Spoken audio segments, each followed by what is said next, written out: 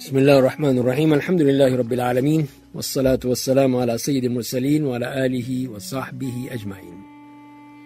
ہمارے آج کے اس پروگرام میں ہمیں پہلے خط موصول ہوا ہے بٹگرام سے خان الیاس خان صاحب کا۔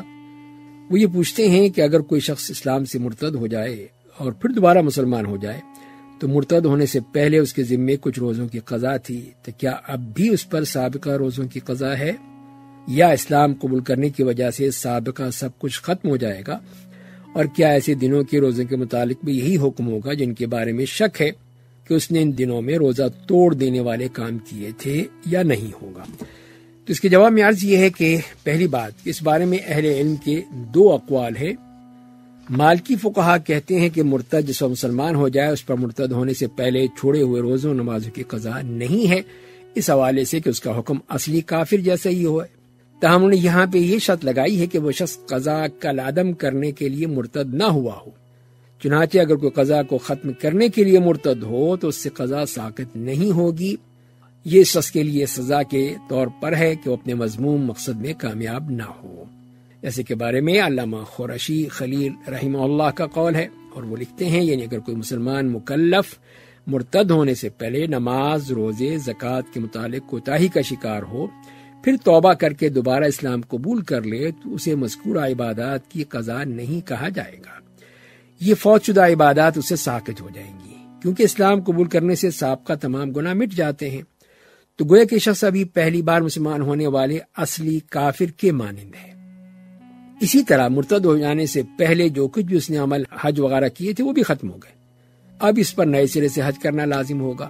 یہاں یہ قید لگانا مناسب ہے کہ یہ شخص ان عبادات کو ساقط کرنے کے لیے مرتد نہ ہوا ہو، لہذا اگر ان عبادات کو ساقط کرنے کے لیے مرتد ہوا ہے تو یہ عبادت اسے ساقط نہیں ہوگی تاکہ وہ اپنے مقصد میں کامیاب نہ ہو۔ جبکہ جمہور علماء کرام اس بات کے قائل ہیں کہ مرتد ہونے سے پہلے جو عبادات ترک کی ہیں ان کی قضا دینی ہوگی، جیسے کہ موسوعہ فقہیہ میں کہا گیا ہے اگر توبہ تائب ہونے والے مرتد پر مرتد ہونے سے پہلے کا روزہ یا زکوٰۃ ہو تو کیا اسے ان کی قضا بھی دینا ہوگی؟ تو حنفی، شافعی، حنبلی جمہور فقہاء کرام اس بات کے قائل ہیں کہ اس پر قضا واجب ہوگی، کیونکہ عبادت نہ کرنا نافرمانی ہے اور نافرمانی مرتد ہونے کے بعد بھی باقی رہتی ہے۔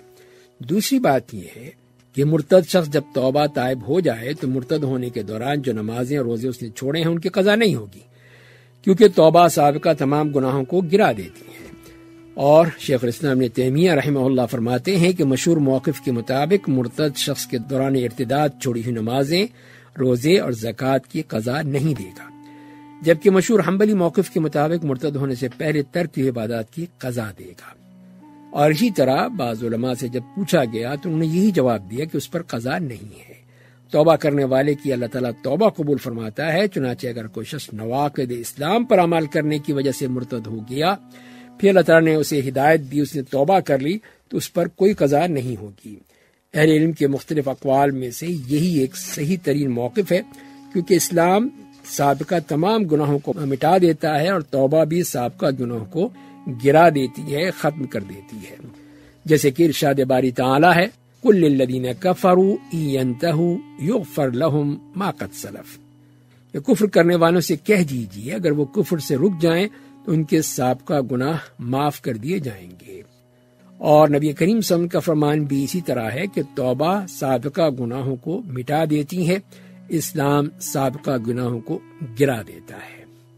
دوسرا سوال ہمیں ملا ہے ڈیرہ اسماعیل خان سے حمیر خورشید صاحب کا۔ وہ یہ کہتے ہیں کہ ماہ رمضان سے پہلے میری ایک داڑھ میں بہت شدید درد اٹھا، جس پر ڈینٹل ڈاکٹر نے علاج کے لیے وقتی طور پر فلنگ کر دی۔